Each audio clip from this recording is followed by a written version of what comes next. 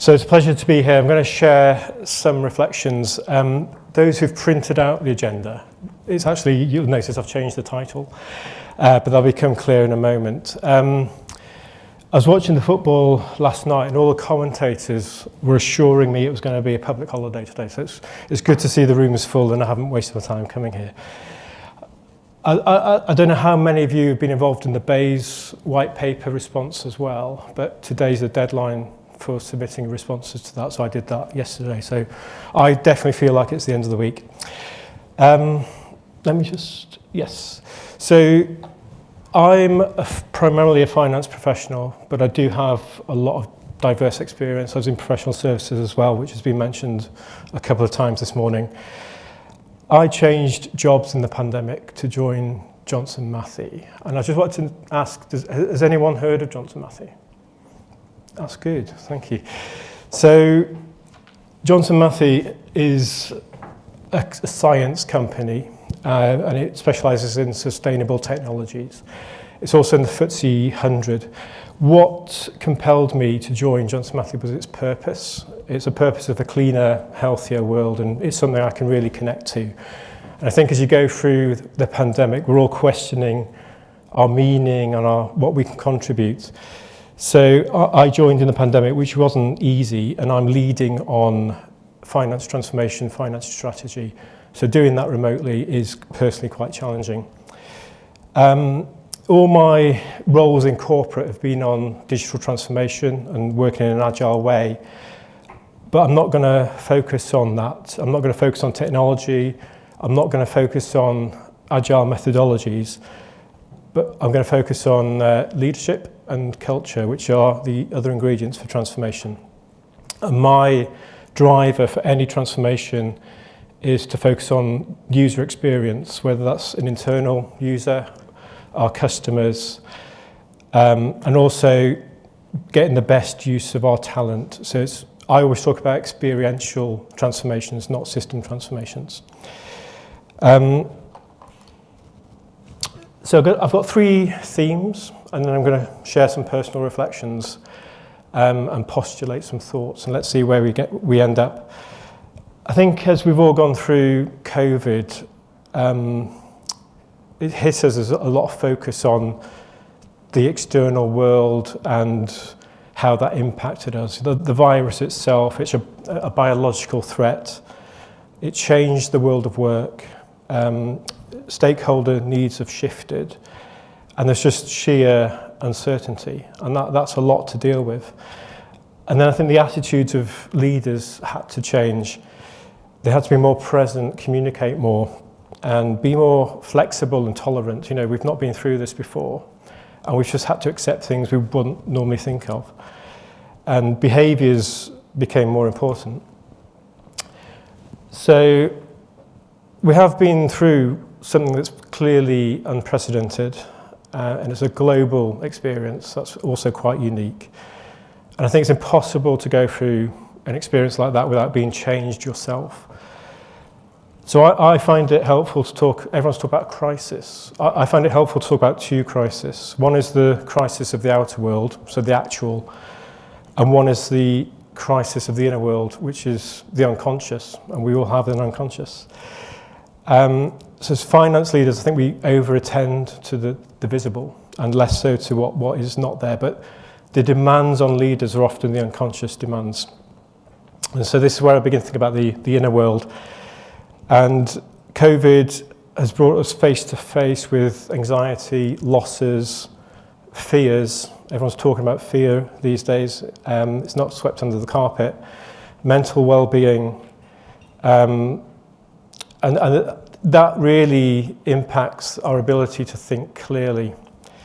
So what's the response to that? It can either be complete denial on one end or hysteria and panic on the other end.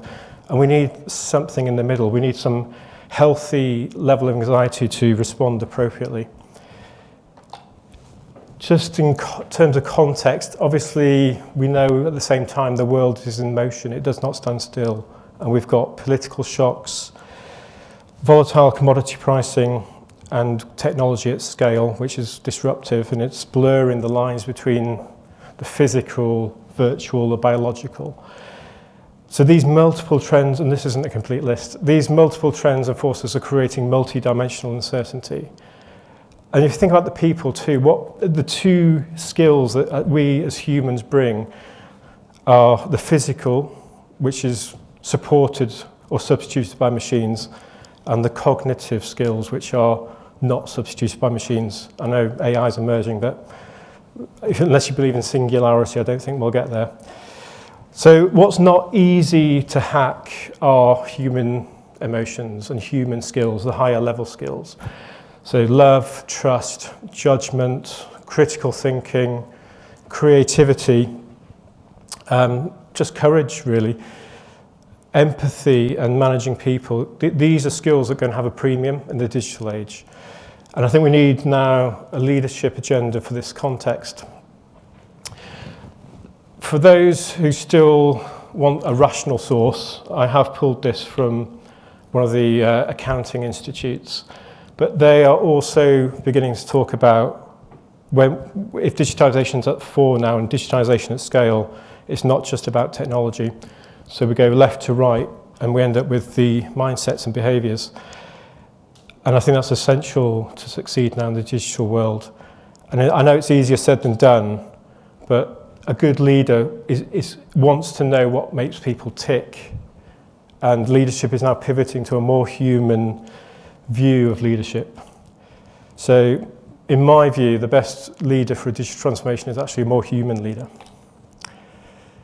This, I probably won't have time to go through the details of this, but I quite like this model because you start on the left and go to the right and you think, actually each level I understand, and it's plateaus of mental complexity. And I think we need to get up the plateaus in a more complex world.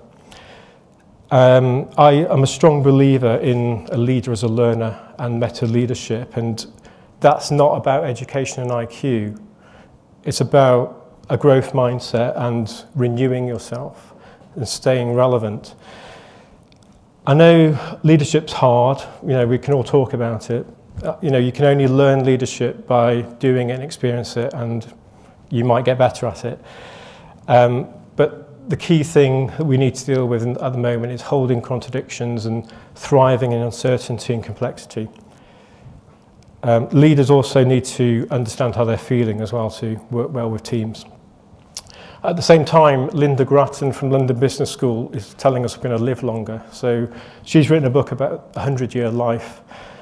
And with the rapid change in technology as well, that's questioning how we stay relevant. So I think we must constantly learn and adapt. A second thought for you. The leader's role now is to ask the right questions and not have the right answers necessarily. And we've all experienced it, I think, moving to more adaptive, agile leadership. The word agile has come from an IT sphere, and to me, it means rapid learning, rapid decision-making cycles, taking decisions with imperfect information, actually taking things forward with only 80% of the answer, and actually taking some risk. So I think we've all experienced getting through COVID. We've got through it by getting through it, really. We've had to learn our way through it. And I think leadership would be an easy and safe undertaking if you knew the answers to all the problems, but you don't, and especially these days. So it's going to be moving from a complicated world where you've got technological answers to a complex world where it's actually a bit more involved. I'll leave this slide with you. This is my only slide on the individual, but I was staggered to learn that in a recent Gallup poll, 85% of the workforce is disengaged. But they come to work wanting to contribute and wanting to make a difference. So something's going wrong there, there's a disconnect. And I think the key is individual empowerment and how people feel, and you as leaders can help with that. So people are seeking intimacy, a sense of belonging, how they contribute, a hunger for meaning. They also obviously want happiness. So that's satisfaction in doing a good job or monetary gratification. And also want to minimize stresses. So what's the remedy to minimize stresses? I think it's collaboration and learning. So you can see where I'm going with this. If I look at some early research on leadership and mental complexity, these are some of the attributes on the list. And I think you think that's quite a good list. But they're all very rational, and they did not include any key emotional attributes of top leadership. This is another model 20 odd years later from Ketch de Vries. And I think the comparison is quite stark because everything on this list is human-centered elements. So I'll just pick a few. Care. I think we need intellectual, spiritual, and mental energies to cope with everything we're coping with at the moment. So we have to take care of ourselves and our teams. Courage. It's not meaning authority and power and shouting. It's actually having courage of our convictions. So again, it goes back to, can we take risk and decisions without perfect information? And then picking up on compassion, I think some of the others are quite evident, but leading with compassion is probably the biggest hurdle. How does a leader contain and hold his or her own anxieties as well as the anxieties of the team? So this is a very different place we're in. And then we come to purpose. The purpose is the why we do what we do. And I think it can often get lost in the how, which is the methods of doing what we do, and the what, which is the outputs and the targets. So we all want to have a purpose when we go to work, and it connects us to something bigger, having an impact in a wider context. And again, that's something humans just naturally want for themselves. So in a sense, I think leadership needs to articulate that link with society. We have a good story at Johnson Matthey, and it's something I can believe in, but how do we get that purpose-led leadership? How do you get the followership? So we're moving from operational and tactical and short-term to more long-term value and thinking about humanity and societies. What does meaning mean? So this again is Ketch de Vries, who I follow quite a lot. Meaning is a basic existential concern for us all, I think. We've all got frontal lobes in our brain, and a consequence of that is we want to feel a sense of belonging, and that's through social connections. We want a sense of competence, doing a good job, a sense of control, and that's just having a voice to choose, really, and go beyond ourselves, that sense of transcendence. So again, connecting to issues larger than ourselves and contributing purposely to society. 3 is a quote from Satya Nadella. Does anyone know Satya Nadella? Not personally, but know of him. He's CEO of Microsoft. Correct? CEO of Microsoft. So I've just chosen that because I think world-renowned CEO. He talked about the C in CEO as being curator of culture. And when he took over, the culture was very rigid. They never talked about suboptimality. They always talked about the smartest guys in the room. But he did a phenomenal job creating a learning culture at Microsoft, and he added, X hundred billions to the market cap of Microsoft. And the key is establishing psychological safety, which is Amy Edmondson's concept. And it's talked about a lot in the media these days, but it takes a specific commitment and certain skills to make it work. And culture, I talk about learning cultures, but I think culture has too long been relegated to the soft stuff or the fluffy stuff. And I believe culture is a powerful differentiator and idiosyncratic strategic asset for a company. It's really hard to imitate a good culture. Now, of course, the other side of that is a culture that causes harm to the company, and I'm sure there's a few examples we can all think of. So strategy and culture go together, and I think culture strategy in its widest sense certainly was for the CEO of Microsoft. Again, this is a slide I'll leave with you. It's just a framework from Wilbur, and just to remind us that there's a comprehensive view of the organisation here. It's not just the observable, and it's the cultural pieces, the less visible. Culture is quite an overused word. We read about culture of anything, really, culture of risk, culture of working capital. And I find that problematic because it puts culture down to a single attribute, was really what we talk about culture as an organisational system. And it's a psychosocial phenomenon. It's really hard to get your head around it, and it involves conscious and unconscious. But that's what we're dealing with, influencing behaviours, influence outcomes, and ultimately the share price. I had a go at measuring culture when I was at Whitbread, and they owned Costa at the time. You're probably all familiar with tools to measure your personal attributes, like Myers-Briggs. It's very polarised, so you can be thinking or feeling. But actually, I think some of the best leaders use their feelings to have better thinking.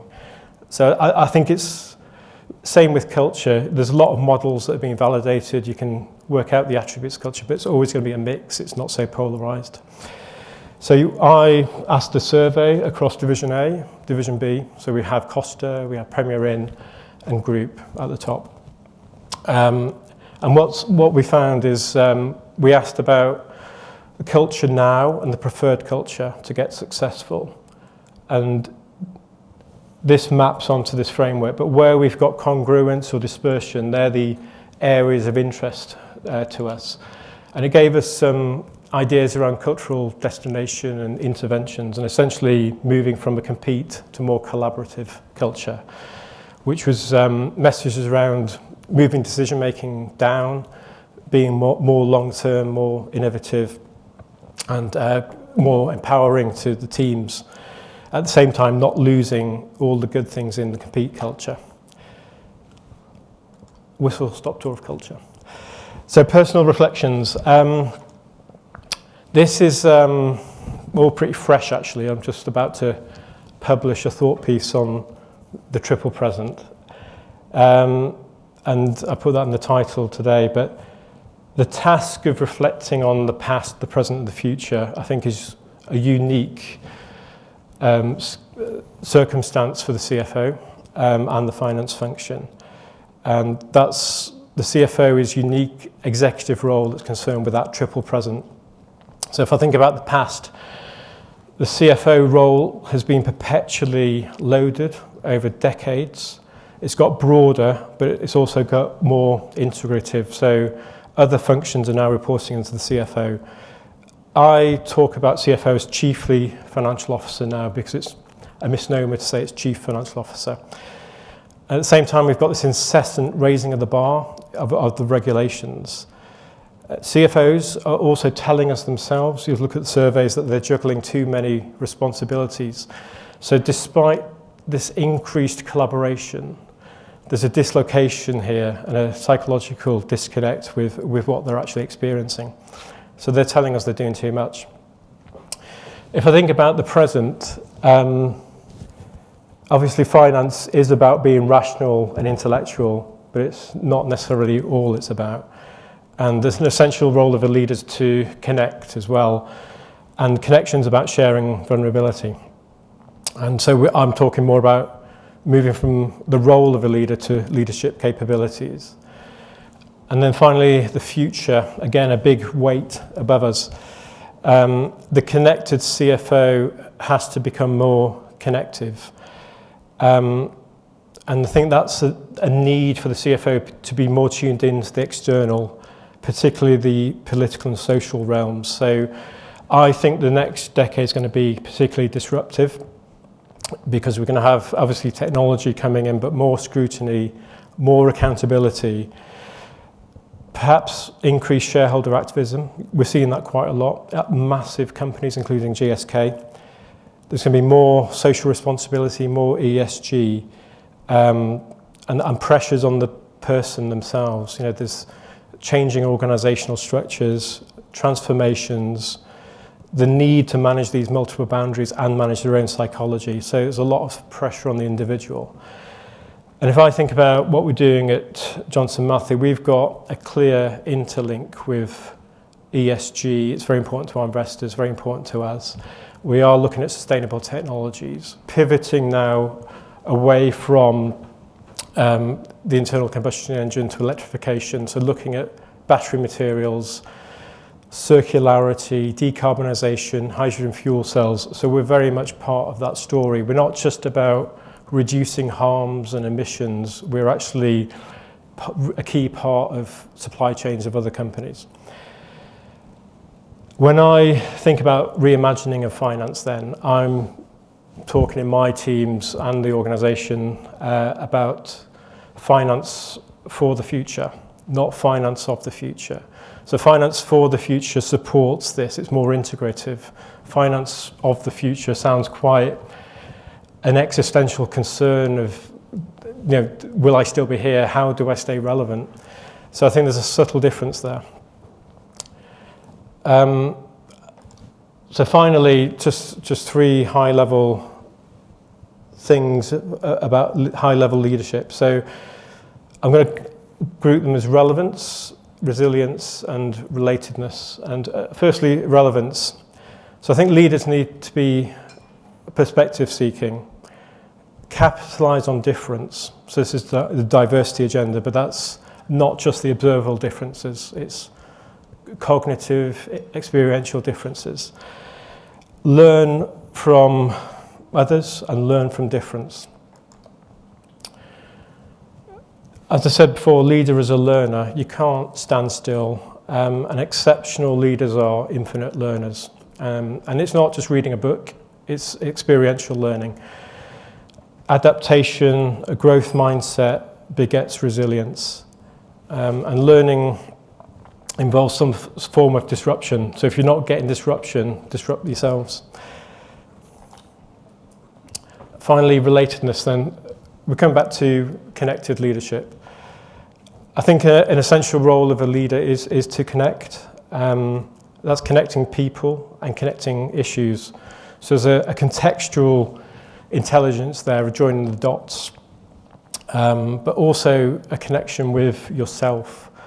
So self-care, self-renewal, understanding yourself, which is a lifelong endeavour, but yourself as a tool is very important. Connecting with people, so obviously being collaborative, but offering high challenge, high support for high-performing teams. Connecting with emotions, so being empathetic, which is talked about more these days. And understanding your own feelings and those of your team. So a simple question, how are you? That does strike a long conversation. And connection with business as well and the organisation. But beyond that, beyond the economics of the business, wider society and meaning. So I've just put all three there as capabilities we should hold on to. One I haven't put on there is a negative capability, and that's being comfortable with not knowing. I think that's also key for leading, and that's the capacity to tolerate ambiguity and uncertainty and resist dispersing into inappropriate actions, being fully present in what you're actually doing and getting on with, and not what is meant to happen.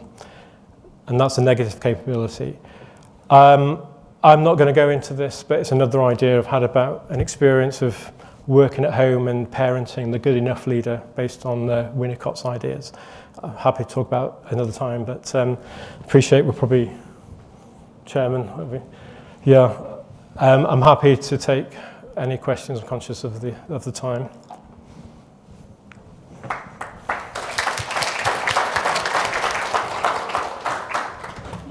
Yeah, no, thanks, Malcolm. We can run to one, so you don't. That's fine. I'm happy to make it interactive. So yeah. Thanks, Malcolm. So one of the things I've always thought about is, I'm over here, is culture starts at the top. And if you work for an owner-managed business, which is kind of one of the 10 that didn't go bust, so it's obviously been doing something well and it's grown into something successful, but that owner-manager is still there. And they are likely driving the culture through the organisation based on how they've done things for the last 20 years. Yeah. And so we come into a business and I see the theory, I like the ideas, but just interested, what would your advice be to influence a culture upwards? Because a lot of what you're saying is how you kind of cascade it. No, that's true. And I'm saying a big part and a big element of culture is leadership, but culture is actually owned by everyone, all the organisational members, and they all contribute to culture. And it's how people feel. So surely there's going to be some feedback, some feeling in the organisation that's going to go back to that owner-manager. And you'll see it in performance as well. You know, I think I've not shown it here, but when it gets really interesting is when you can measure culture and correlate that to performance. And you know, the key thing for us in the interventions we played back said, look, this is what you are telling us, and you probably need that leader to say, I can be responsive to this. I mean, I'm not an expert. I'm giving some thoughts here for discussion, and I'm not a culture consultant in a way, but if anyone else has got any thoughts on that, there's probably more qualified people in the room who can help with that question. I don't know. Okay. Any other questions? Sorry, did we finish that point? Did you want to move on to that? That's fine. Yeah. Yeah. Yeah. Malcolm, thank you for the... I'm sorry, I'm just trying to locate you. Yes, okay. Thank you for your presentation, and big fan of Johnson Matthey as well as a company. Okay. I just have a small question. It is a rocky road to leadership, and for those who are in the path, what is your advice to help them to build that personal resilience, because it's really not always easy? Yeah, so I think, I mean, I don't know if you can talk to your own experience, whether you think you've become more resilient over the last 12 months, 16 months, or anyone else can. But I think, you know, we've all had personal challenges. We've all had to face losses and anxieties. And I think, you know, you can only get resilience through experience. And it's adversity, it's actually coming back to the learning, it's actually disrupting yourself. So if you're staying comfortable, great, it's a cozy slipper, you can stay there for years. But if you're ambitious, you want to change, you want to get up to leadership, you need to push yourself, challenge yourself, disrupt yourself. And as I said, you know, leadership isn't something you're going to pick up a book and say, okay, I've read this chapter, tick it off, I'm now a leader. It is actually doing it. So it's actually you know, the experiential piece as well. There's many times I was at Vodafone, head of reporting at Vodafone, coming up to the close under lockdown, and I said to the team, you know, showing vulnerability, I don't know how we're going to do this. Obviously, we want to close the books, we want to produce an annual report, we want to get it audited, we want to be accurate. We're also under SOX. How do we evidence all these controls? You know, usually we have piles of paper that big with me signing them off. So we thought, oh gosh. And then I said, well, actually, what we thought about before is digital last mile reporting. Let's accelerate that. Put everything into this work, and if it doesn't work, then we can't deliver. And I didn't know at the time, we just did it. We self-formed a team across IT, our design consultants, external consultants, finance, investor relations, tax, and came together and said, what do we need and how are we going to do this? And I got a software company in as well. And we ended up with a really good product where we could go from HFM, which is our consolidation package, to the PDF design, perfect output, styles, typeface, colours, everything of the annual report with no human intervention. And that took, a year to get where we had a concept, and then the last 2 or 3 months we really pushed it, and we're able to close remotely, get audited, and just press a button and, you know, have this annual report. And that's left my team in a very good place, you know, very resilient. I don't know what else I could have done in that role at Vodafone, and you know, we had this automated reporting. I oversaw 3 big accounting standards in 2 years, did a lot of the strategic change, the Tower Co, IPO. I disrupted myself. You know, I had to say, well, I could keep doing this or I could do something else. So maybe that answers or doesn't answer your question, but I think just sharing a personal experience of disruption, maybe that might help. Anyone else, or should we go for lunch? That's not to say don't ask questions. It's really interesting listening to you talk about disrupt yourself and the sort of psychological demands, I think, of being a leader these days. But one of the challenges, I think, in balancing all that, sort of those psychological demands is, to your point, the anxiety, and that swimming to the point of tension constantly is quite draining. And yet, and we have all this focus on well-being and mental health, and it's interesting listening to Neil talk in his last presentation about hiring a well-being person. And yet I still think it would be frowned upon if someone phoned up and said, I'm having a mental health day, I need a duvet day. And I'd be really interested to get your thoughts of how we overcome that and how we can support that in a way that makes that okay. Yeah, and that's a big challenge, I think, isn't it? Reducing the stigma of it.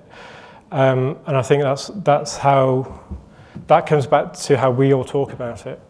So, you know, what is our tolerance? You know, what is how, you know, we should be accepting of this. You know, we're all people. And you know, I talk to my teams about it. They are, again, if I go back to the question, how are you? I would have some of my team saying, actually, I'm really stressed. I'm panicking, blah, blah, blah. You know, and you then have that counselling moment, and you don't shun it away. You don't sweep it under the carpet. You say, look, that is perfectly understandable. How can I support? I felt the same.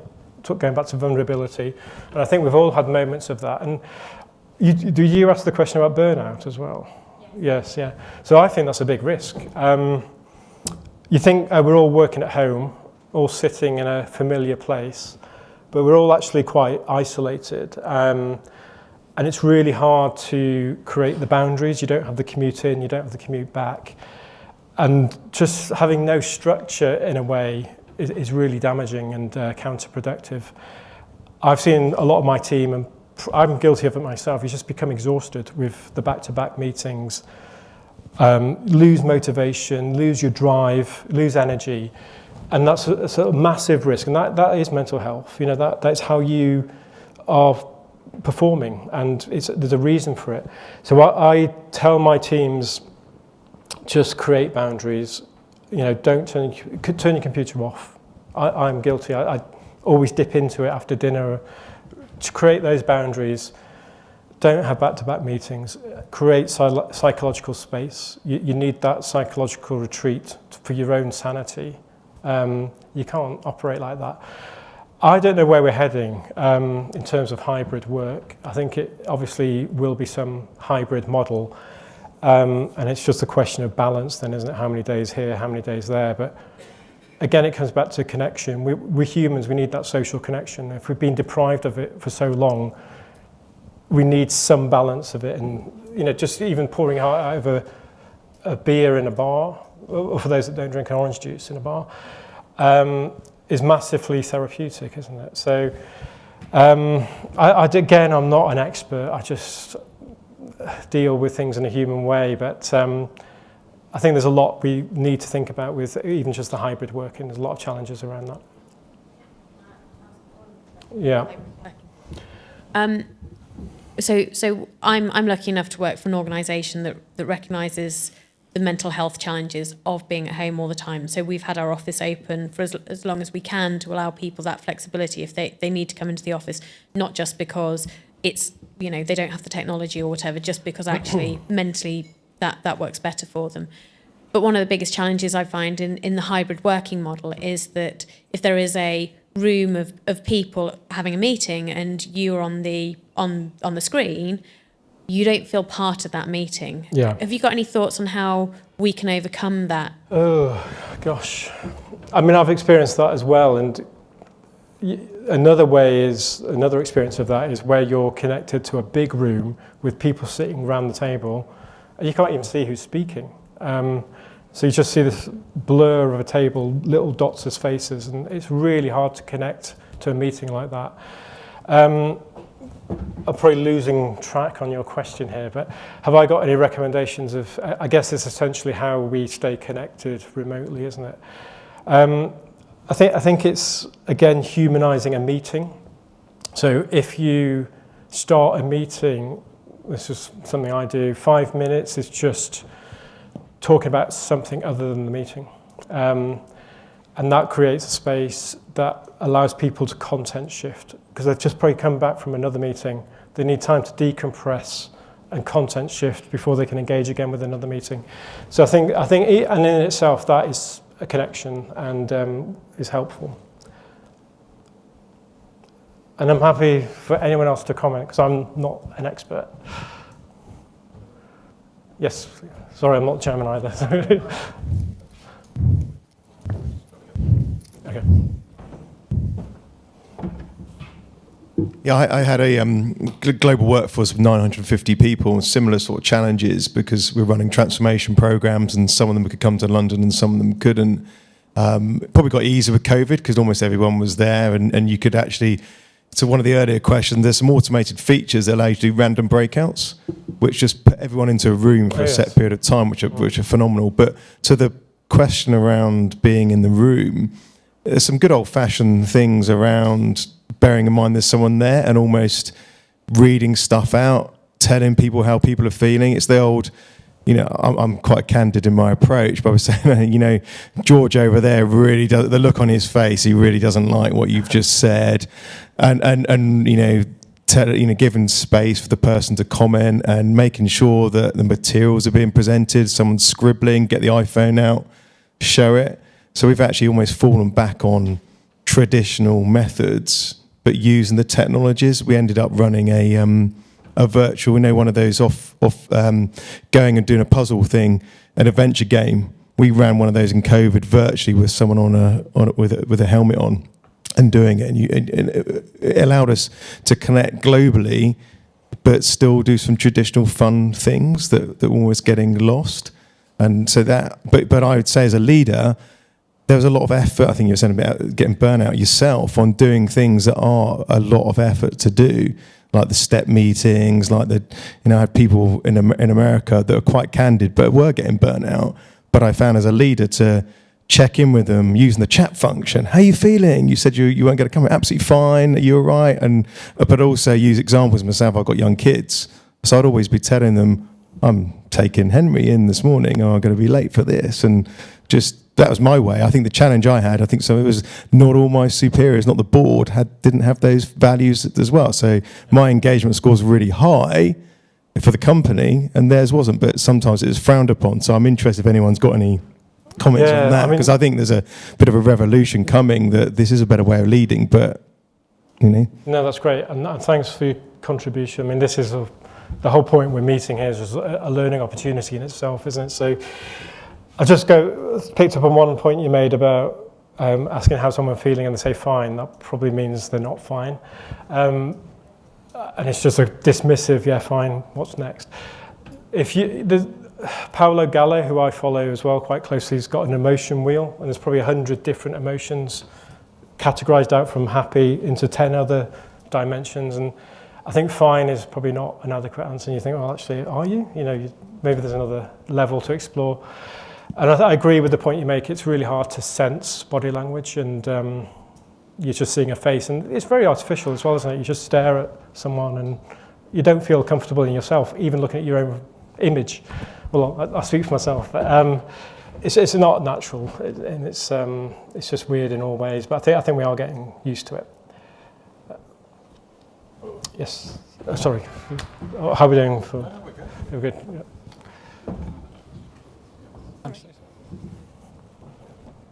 Thanks for the presentation. I think one thing I wanted to know from you, as your perspective as well, is leadership has various definitions. Then if you type on Amazon leadership, you'll have hundreds of books coming in and all. Yeah. What do you think is the most important trait of a leader? My view is that it is creating more leaders around himself. If he's able to do that, I think, to me, I'm sitting here, but I know that I'm coaching somebody to actually fill my shoes in when I'm not there. And that's exactly what I think is the most important thing. In my view, what according to you is the most important thing? Yeah, so I've done an MBA years ago, and I'm obviously familiar with all the frameworks on leadership, and I don't often buy into all of them. I think a key question you ask is there a person I can trust just to put in a position? How will they cope with the unknown? You know, because competence is one thing, but it's actually leading in the unknown is something else, and finding a way through, bring a team with you. So I think it's about my theme about connected leadership. It's about personal connection, and it's about agility, and just being always open to learning and discovering things about yourself as well. The better we understand ourselves, the better leaders will be. So I spend a lot of time trying to understand myself and how I respond in certain situations. And if you can understand how you respond, you can transfer that in the way you lead as well. So coaching is very good. And when I talk about coaching, it's not time management, you know, people management. It's more the psychodynamic, systemic thinking, which I'm into.